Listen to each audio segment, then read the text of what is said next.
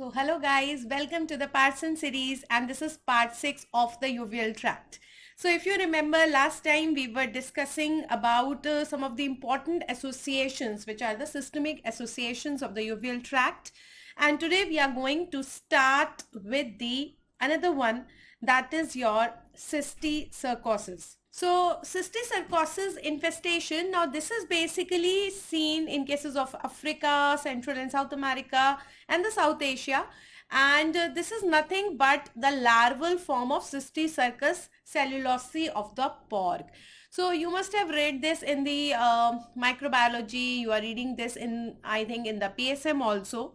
So basically here it is the infestation which is taking place with the help of a tapeworm, Taenia solium, and we are actually interested here that it can cause a violent uveitis when the presentation is endophthalmitis. So see, endophthalmitis in itself is important, and here we are seeing some of the things which are presenting in a definite manner. A typical organism, a typical presentation is there which we can be asked in a form of integrated question. So this live cysticercus, which is present in the vitreous cavity or located subretinally, is causing little reaction, but the death of the organism releases the toxins, and it is actually that which is responsible for producing the inflammation. So there is a strong likelihood of accompanying cysticercus infection to be present in the brain, and a head CT or MRI scan should be performed. Again, an important point where a question can be formed.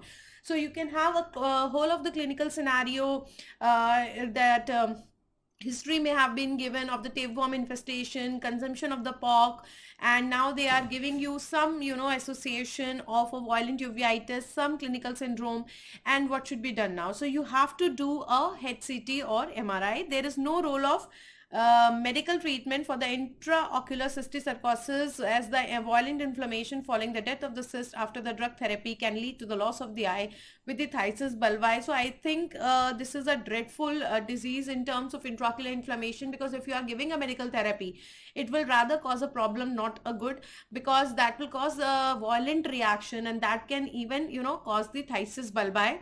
Surgical removal, yes, of course we can do surgical removal of the intravitreal and subretinal cyst by vitrectomy is the treatment of choice. So a very specific kind of endophthalmitis and a very specific kind of treatment is there. You have to remember that. Coming to the immunological uveitis. So when we talk about the immunological uveitis, do you remember your acute anterior uveitis with the arthritis, where we were discussing HLA-B27 associated spondyloarthropathy? So some of them we will be discussing here. Immunological uveitis. So first is your ankylosing spondylitis and uveitis. Now this ankylosing spondylitis, it is a chronic progressive, but it's a pauciarticular. Pauci means involvement of 5 or less than 5. But the basic definition what Parsons is using is 4 or less than 4, and they are involving basically, I think those of you who attend my classes always know that I always talk about this, that you should know everything. When I'm talking about ankylosing spondylitis in ophthalmology, it does not mean then I'll just talk about the uveitis, and we have a passing reference of HLA-B27, spine involvement, sacroiliac joint involvement, we have a lower backache, and that is what we call as the integrated lecture. So onset is insidious, and we have this intermittent attacks of the arthralgias. Males are more commonly associated in HLA-B27. So a typical patient who is a young male, HLA-B27 positive, presenting with uveitis, with arthritis, first thing you are going to think is your ankylosing spondylitis. Acute recurrent iridocyclitis is a part of the syndrome. 25% of the patients, so I think a good percentage, 25% of the patients are going to be present, and this disease is lasting for a very long time, 10 to 20 years. Usually burns itself out. Evidence of axial skeletal involvement should be looked in for the young males presenting with this ocular disorder. So yes, always it is the axial skeleton that is involved. So a very typical presentation again. Another similar kind of disease is your Ritter syndrome and uveitis. So Ritter syndrome is again affecting the young males only. Here also we have HLA-B27, and again a pauciarticular. This is occurring in 98%. But the important thing is that you have other things also. You also have a genitourinary problems, ophthalmic also, mucocutaneous also. So basically in the Ritter syndrome, this patient has a typical triad. Do you remember what was the triad of the Ritter syndrome? If you talk about the triad of the Ritter syndrome, then this was actually the urethritis. Urethritis we take in males because it is more commonly in males. If it is in females, then you have to take the cervicitis. Then you have to take the cervicitis. Then we have got what you call as the arthritis, and it does not consist of uveitis in triad. You will be amazed to know. And this is actually your conjunctivitis. The fourth part is conjunctivitis, right? So this may be actually having with or without the involvement of the uveitis. With or without, we have involvement of the uveitis. So if you are having this along with the uveitis, then only we can say that it is a presentation of uveitis with arthritis.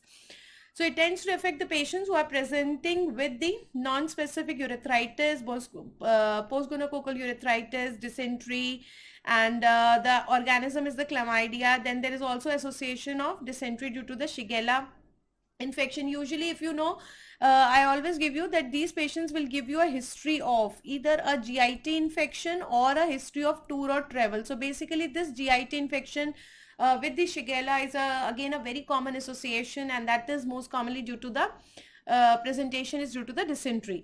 And it is possible that this Shigella antigen may produce a auto hypersensitivity in the patients who have this HLA-B27 positive antigen.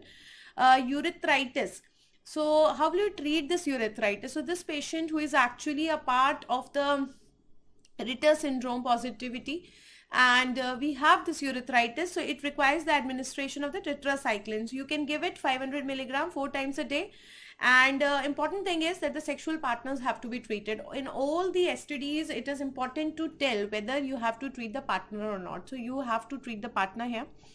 Ophthalmic involvement in the form of a recurrent acute iridocyclitis is responding to the conventional treatment only. So no separate treatment.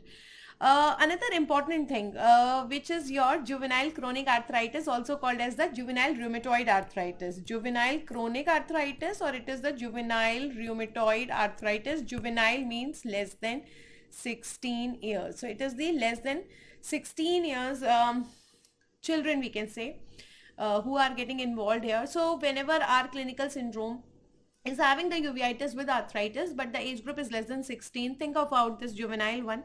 And this is actually your chronic arthritis beginning at below less than 16 years. Whenever in the medical terminology we are looking at something juvenile, less than 16 years, it is there. And you have got 4 subsets which are having entirely different group of symptoms.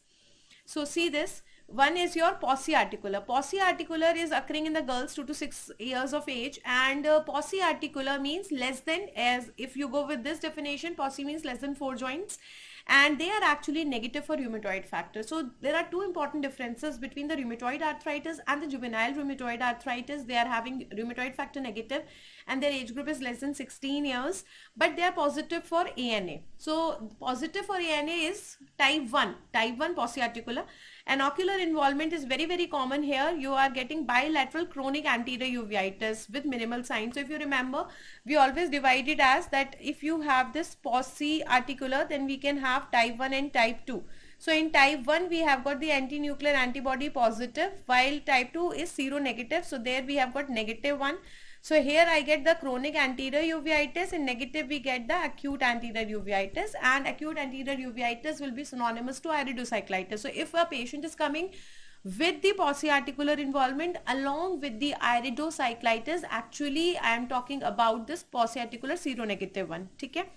Alright, now the disease is the chronic one. So this is your chronic anterior uveitis, often missed unless specifically looked for. And we have got number of complications like glaucoma, cataract, posterior synecdoche, pars planitis, and band-shaped keratopathy. And I think band-shaped keratopathy have been asked even recently when I have asked you a question on the group. That was image-based question based on the band-shaped keratopathy. So again, that was linked with the juvenile chronic arthritis. Another pauciarticular is affecting the older ones. This is your type 2, which is affecting the males older than 8 years, and they are positive for HLA-B27 7 positive. This group is actually ANA negative, and it is affected by acute iritis, acute anterior uveitis. So seropositive is your chronic anterior uveitis, seronegative is acute anterior uveitis, and the fourth is your Still's disease.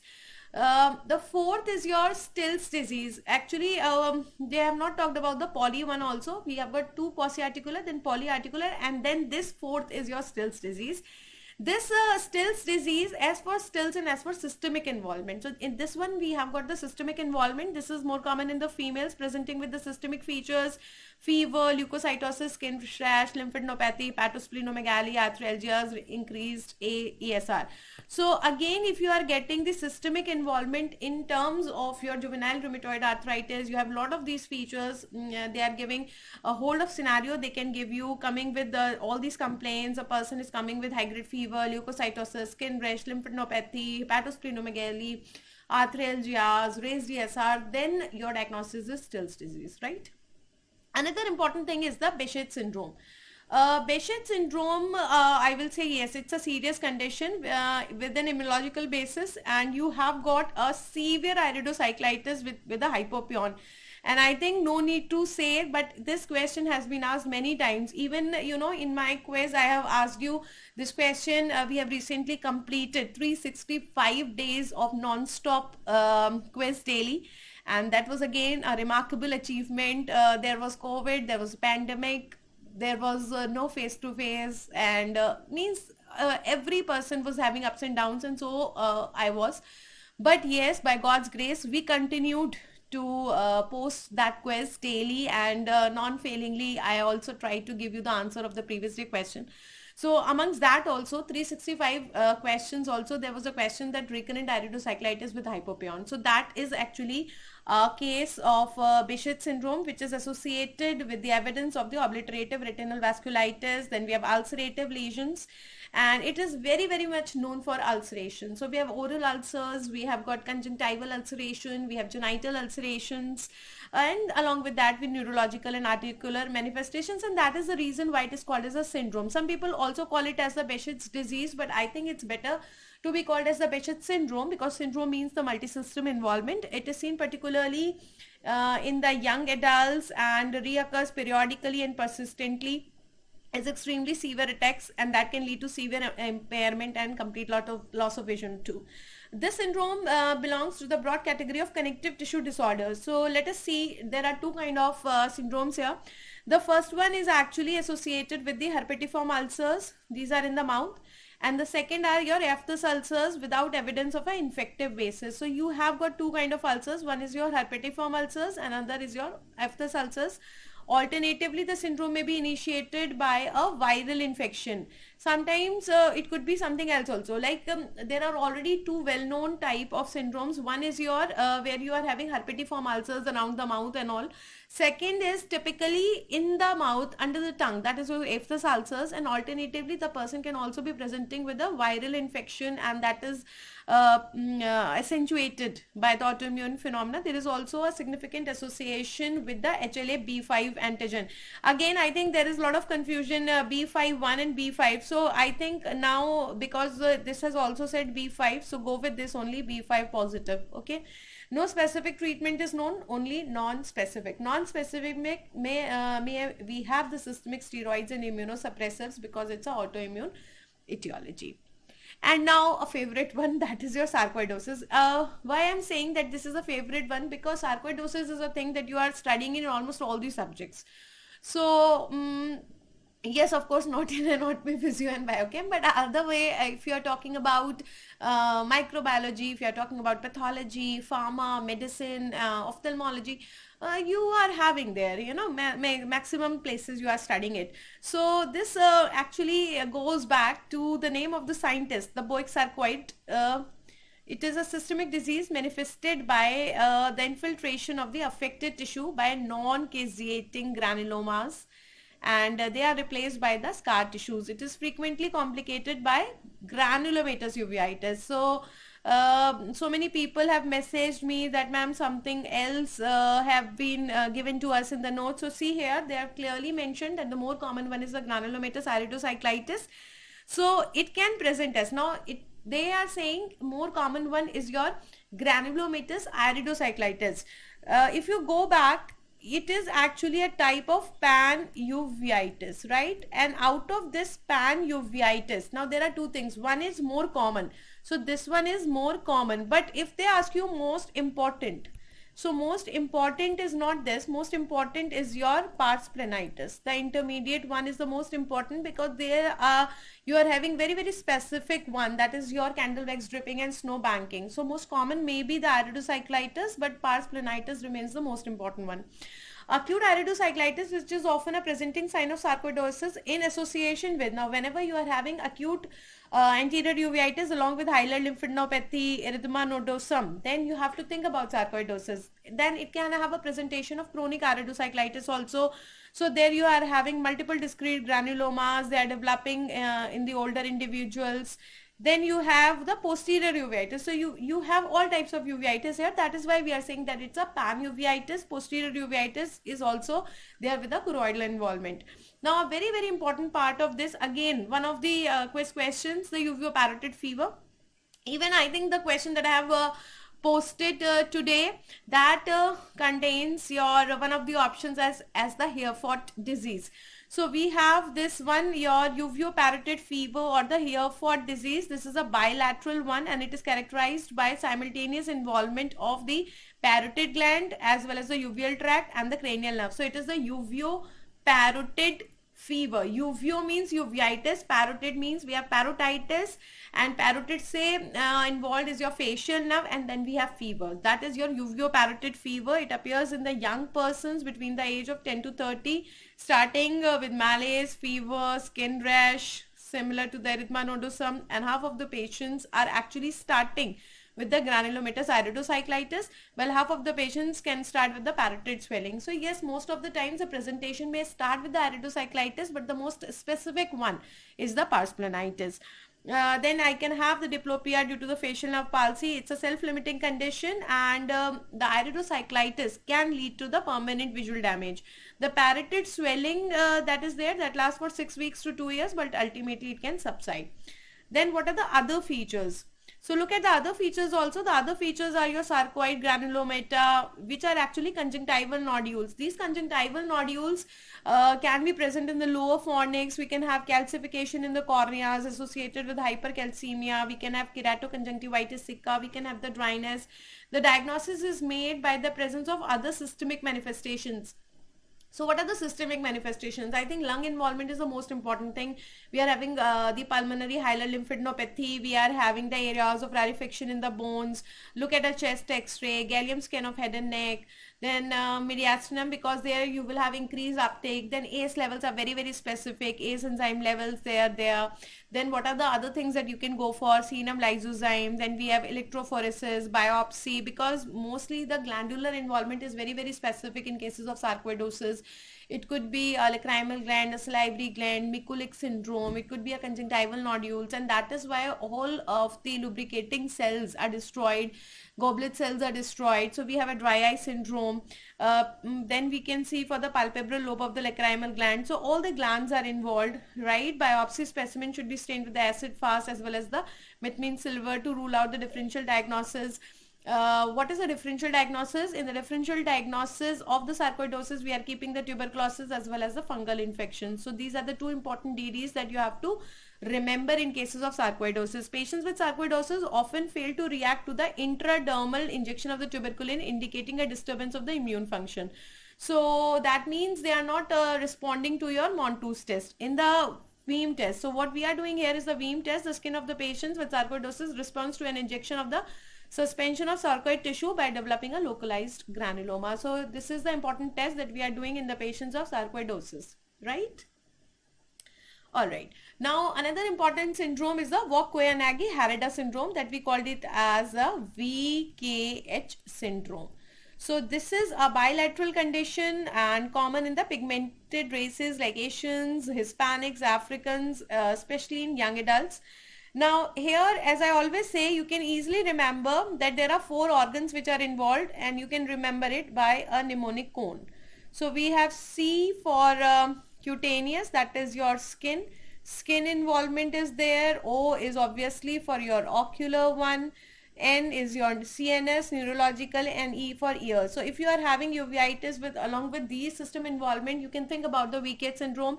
In cutaneous, it could be hypopigmentation, it could be hyperpigmentation. We have poliosis, vitiligo, alopecia, chronic anterior uveitis. Harada is your more inflammation. So this Harada disease is a bilateral posterior uveitis with the exudative detachment and CSF abnormalities like pleocytosis. So they are now clubbed together. So we have got both the things together. There's a chronic granulomatous iridocyclitis with exudative choroiditis. Obviously, exudative choroiditis can lead to exudative retinal detachment, and the ocular inflammation, if I talk about ocular inflammation, is accompanied by the depigmented patches, their whitening of hair, eyebrows, and the eyelashes. So we have hypopigmentation anywhere, and the cause is unknown, but it could be autoimmune. Inflammation is controlled by the high dose of systemic steroids, which can be tapered. Then we can also give the cytotoxic and immunosuppressive drugs other than this. Right. There is another important aspect of uveitis is the sympathetic ophthalmitis, which is occurring due to the penetrating trauma of the ciliary area, but this has been covered here in the injuries of the eye, so we'll be covering it there only. Now coming to the important one, that is heterochromic iridocyclitis of Fuchs, or the Fuchs heterochromic iridocyclitis, or we also call it as the Fuchs uveitis syndrome. So this is again a low grade. First of all, this is the heading here. So this is actually a low grade chronic uveitis, and the only apparent features is the lightening of the color of the affected iris. So first important thing is the heterochromia. So this disease is actually unilateral. So the affected eye has got the atrophy of the iris, and due to the atrophy of the iris, we have a lighter color iris. So we have got the heterochromia, the two irises of the two different eyes are different color. Then we can have the presence of keratic precipitates, and these are especially grey colored keratic precipitates, which are the stellate capes. And iris becomes atrophic, loses its markings, and readily transilluminates its circumscribed areas. Cataract is very common here. Then the condition is associated with some disturbance of the sympathetic nerve supply, which controls the chromatophores, and that is why we have depigmentation. So the probable etiology is this. They say that there is some problem with the sympathetic nervous system, due to which there is a depigmentation of the iris also. And we have the stellate capes, we have got a mild grade anterior uveitis, and we have got lot of signs of the iris here. It is one of the syndrome where you are having uveitis with the raised intraocular pressure. So a thing where you are having uveitis, you are having the raised intraocular pressure, this means secondary glaucoma is there, complicated cataract is also there, and along with this you are having heterochromia. Then you have to think about Fuchs heterochromic iridocyclitis. And another important thing is that the posterior synechiae are always absent. I think they have not mentioned it here. So cataract has a good operative prognosis. You have a cataract also, secondary glaucoma is also there. During the cataract surgery, hemorrhages can occur from the angle. This is called as the Amsler sign. So I think they have probably missed one thing which is very, very important, and that is the posterior synechiae. Always this is given in the question. This is your quiz number 374. Quiz number 374, in which they have given you whole of the description of this Fuchs heterochromic iridocyclitis, and the posterior synechiae are always absent. A very, very important sign, because sometimes what happens, you have a confusion between Fuchs heterochromic iridocyclitis and the Posner-Schlossman syndrome, that is glaucomatocyclitic crisis, and the only difference between the two that you get probably is that you do not get the iris signs. In the Posner-Schlossman syndrome, posterior synechiae are absent on both times. So you have to be really careful for that. Then Amsler sign also we have discussed. Geographical choroidopathy. So this geographical choroidopathy, it has a distinct clinical entity of unknown etiology. Here you have got acute, recurring, well-defined lesions which are affecting the pigment epithelium. This is a bilateral disorder which is occurring in both the eyes, and this occurs between the age group of 30 to 70 years. And usually you get the blurring of vision. The earliest change is what? You are getting a changes in the choroid. It's a choroidopathy which is giving you appearance of geographical changes. So we have yellowish gray areas at the level of the pigment epithelium because the changes are present at the level of the RPE. That is why we are having that geographical atrophy associated with some swelling of overlying retina. No inflammatory cells in the vitreous. During the several months of evolution, no change in the size or shape. Acute lesion lasts for weeks to months. And if you look at the fluorescein angiography, it reveals a hypofluorescence corresponding to the gray lesion because it's a atrophy. So obviously less pigment, so you will get a hypofluorescent lesions. Over the next 3 months, pigment epithelial and retinal swelling subside and the center of the lesion then takes a gray appearance with a lighter colored margin. And then you have a fluorescein angiography at this stage shows a relative hyperfluorescence at the margin of the lesion while the center will remain hypofluorescent. So what they're trying to say that if you are having particularly this area, so you are having something like this. So this area will be your atrophy area, okay. So the area of the atrophy will give you hypofluorescent while this area will give you hyperfluorescent, which is your margin one. After 3 months, if you do the fluorescein studies, then it will start showing you uniform hyperfluorescence of the lesion lasting throughout the angiogram. Old lesions, the lesions which are very old get atrophied with the time also. So they show the atrophy of the pigment epithelium and the choriocapillaries. But yes, of course, larger vessels are not affected there also. The margin of the lesion is clearly defined with the regular hyperpigmentation. So you have a long list of DDs here. If you look here, we have a long list of DDs. We have choroidal sclerosis, placoid pigment epitheliopathy, pigment epitheliitis, serpiginous choroidopathy, and electrophysiological testing we are doing with EOG is normal and ERG is abnormal. So this was your geographical choroidopathy. Another thing is your serpiginous choroiditis. So the same disease is there, but according to the description of the disease, they have changed the name. This is serpiginous choroiditis. It is a descriptive name of the variant of the same pathology. There is some evidence of immunological etiology, and the clinical picture resembles a disseminated choroiditis, which is characterized by multiple foci of exudate and scar formation. So basically a choroidopathy only, same thing, but according to the appearance, which is actually diffuse going in the serpiginous or snake-like fashion. That's why it is called as the serpiginous choroiditis. The macula is frequently involved with peripapillary and macular geographical lesions. So obviously the visual acuity will be affected. If you look at the fluorescein angiography and the histological studies, they reveal the disappearance of the choriocapillaries and the pigment epithelium. You can look at the ophthalmoscopy. This will show a grayish disc-like or circular confluent lesions. We have choroidal scars with slight pigment dispersion leading to depigmentation in a serpiginous configuration. So I think simply you can remember that it's a choroiditis in a snake-like fashion, nothing else. And if you look at the treatment, in the treatment we are giving the prednisolone in combination with the anti-tubercular drugs because there is a evidence that tubercular etiology is there. So you can give the steroids, you can give the ATT, and sometimes because macula can be involved, so in that case I can also give your immunosuppressives. Then there is a thing called as the acute retinal pigment epitheliitis. So where we have acute inflammation in the layer of retinal pigment epithelium.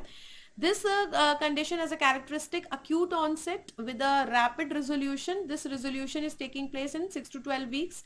And ultimately we are getting a normal vision also. So comparatively a good disease, and a typical lesion is a dark grayish spot with well defined in the acute and later stages.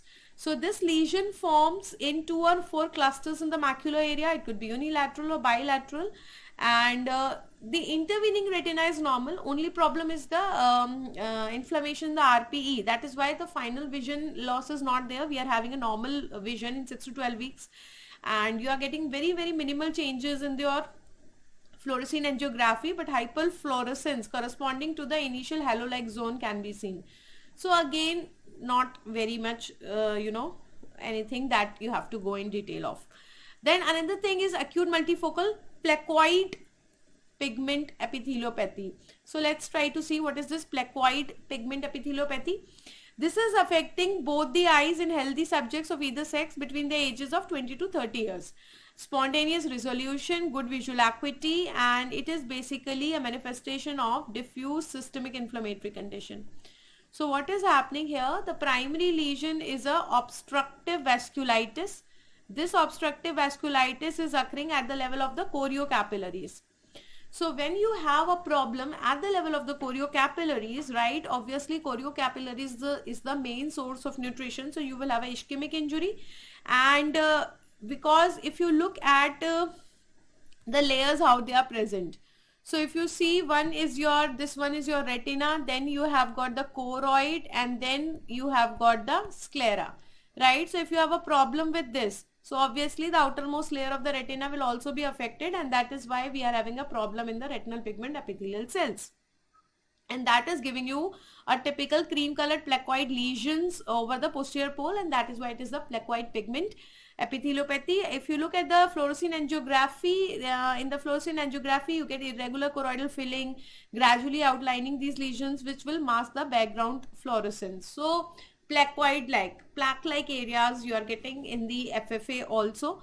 Upper respiratory symptoms will be there: altered sensitivity to the drugs, increased levels of the gamma globulin, favor a viral or immune complex mechanism. So mostly the identified etiology here is a viral one or a immune complex mechanism. The differential diagnosis, a lot of DDs you are having, like we can have the multifocal choroiditis, primary retinal pigment epithelial detachment, or acute epitheliitis.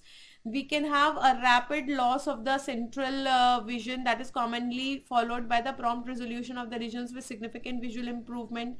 You can have alteration in the retinal pigment epithelium, but changes in choriocapillaries are minimal. So basically problem is not that large, but the problem is that whatever amount of pathology is there, that is there in the choriocapillaries, so we are affecting the blood supply of the RPE, and that is why we are having the ischemic changes. Yes. Now the Masquerade syndromes. Masquerade syndromes means what? These are actually a group of diseases which are mimicking the uveitis. You must have heard this in retinoblastoma also, that we have got a lot of conditions which are mimicking the uveitis or inflammatory things. Actually they are not the uveitis. All these syndromes will come under this category. So they are mimicking the uveitis. It could be anterior or posterior, the clinical features, while their etiopathogenesis is entirely different. It could be a neoplasia, or it could be ischemic, acute leukemia, iris melanoma, juvenile xanthogranuloma, small round cell malignancy, anterior segment ischemia, reticulum cell sarcoma, large cell lymphoma are some of the conditions which are manifesting. So maybe you can remember these, plus you may have read these things already in the pathology. So when you are reading them, you have to understand that their presentation is somewhere resembling the uveitis. So even if you are having a patient who is given in the question that presenting as uveitis, but the features actually are not very much in evidence of the uveitis, you may think about these Masquerade syndromes. All right. Vascular and circulatory disturbances. The blood supply of the uveal tract is derived almost entirely from the posterior ciliary arteries. However, you know, we have got two circles, the major arterial circle and a minor arterial circle. Major arterial circle is present at the root of the iris, and then we have got a minor arterial circle. Minor arterial circle is present at the pupillary border. If you look at the major arterial circle, it causes the involvement of both the iris and ciliary body. So both the things are involved here, and usually when we have got the traumatic hyphema, this is actually the major source from which we can have the traumatic hyphema. Whenever we have the traumatic hyphema, then blood is coming from this major arterial circle. On the other hand, blood supply of the choroid being essentially segmental results in the formation of the lesions restricted to only particular areas. The richness of the anastomosis in the anterior part of the uveal tract precludes the isolated vascular lesions. Massive expulsive hemorrhage may occur in the choroid in the conditions with the sclerosis of the walls of the choroidal vessels. So if you are having a sclerosis of the walls of the choroidal vessels, yes, intraocular pressure may also fall down. Then we have the central serous choroidopathy. It's a focal disease. Focal means it's a localized disease which is mainly affecting the RPE layer and the choriocapillaries. It's a serious condition. And central means it is mainly involving the macular area. So you have something like this, which is called as the central serous retinopathy or central serous choroidopathy, which we actually cover in the topic of the retina. This is a condition where you have some problem with the RPE layer, and that is why there is a detachment of the RPE layer from the rest of the neurosensory retina. So this is more common in the males, and age group is 20 to 50 years. And then we have got 3S. Do you remember? The stress, smoking and steroids. You have to take this history also. You have to remember this. Then we have got business executives. It's very, very common in the business executives. We have sudden painless diminution of vision. We have acquired hypermetropia. We have got a positive scotoma. We have a metamorphopsia. All these conditions are important. And obviously, if I am having a acquired hypermetropia, that will be correctable by the convex lenses, that is plus glasses. If you look at the examination, what is happening, that the macular area is elevated because of the detachment of the neurosensory retina. So that will be evident in the form of circular ring sign. So there is a circular swelling in the macular area, usually about the size of the optic disc. So that is called as a ring shaped reflex. That is why we call it as a circular ring sign. And you can see it by 90D lens or 78 diopter lens also we can use.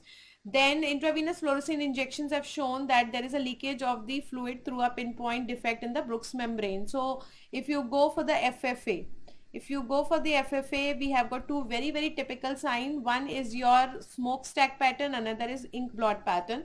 The smokestack pattern is also called as umbrella pattern or the mushroom pattern, while the ink blot pattern is also called as the enlarging dot sign. A good prognosis in the serous detachment is there, and usually, visual acuity returns to normal. There is spontaneous resolution in 4 to 12 weeks, in about 3 to 6 months, and that is why we have to just wait and watch for spontaneous resolution. If the symptoms persist, only then we treat. Argon laser burns may be applied to coagulate the leak. If it is persisting after the 3 months, so that we are producing a burn to blench that pigment epithelium. Of course, we can do it only when it's not very near to the fovea. We cannot apply the laser if it's very, very near to the fovea. All right. Recurrences are frequent here, and they are producing the recurrent extensive degeneration, which is called as the RPE decompensation. Complications that can occur following the central serous retinopathy are geographical atrophy of the pigment epithelium. We can have choriocapillaries. We can have the invasion of the subpigment epithelial space with the new vessels. So obviously it's a vascular disease where you can have a small RD. When we have the detachment of the neurosensory retina from the RPE layer, we consider it to be a small RD. So that was all for today. I think today the discussion was high yield, very, very high yield, because all the things that we have discussed could be asked to you in the form of clinical case scenarios. Lot of integration with the pathology, medicine, PSM, microbiology is there. So try to go through their Parsons, and as I always say, because most of the students when they enter the third year, they are sending me messages that which book we should start. So I'll say that if you have gone through the notes, e-Gurukul notes or DBMCI notes, and you are thorough with them, then you can just start reading the Parsons along with me. And fortunately we are having that time that we can read the Parsons line by line. So this is a latest edition of Parsons, 23rd edition, and you have an edge of reading this. And I think when you start reading this book, initially you may feel that it's dull and boring, but if you have already gone through the notes and you have that concept now, then the thing starts entering your mind, and then you are able to actually see the beauty of every line of this book. And this will definitely boost your confidence and will build definitely an edge over others in doing the ophthalmology questions. Thank you and happy ophthalmology.